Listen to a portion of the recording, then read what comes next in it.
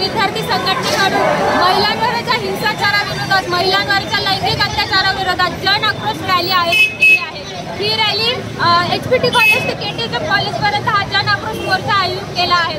भारताला स्वातंत्र्य होऊन 77 वर्ष झाली, पण अजूनही महिला स्वातंत्र्य नाही, अजूनही मुलगी सुरक्षित नाही। महिला रात्रीची 7 वाजेनंतर बाहेर जाऊ शकत नाही, कुठेही जाऊ शकत नाही।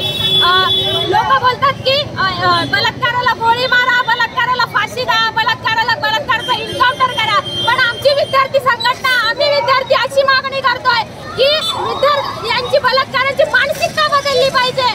प्रत्येक शाळेमध्ये, प्रत्येक कॉलेजमध्ये जेंडर सेन्सिटायझेशनचे धडे शिकवले पाहिजे। प्रत्येकाला भारतीय संविधान सांगितलं पाहिजे। आपण बघतो संविधानामध्ये फक्त वाचून घेतात, त्याच्यामधले मूल्य सांगत नाही। भारतीय संविधानामध्ये प्रत्येक व्यक्ती हा समान आहे, पण अजूनही व्यक्ती हा समान नाहीये।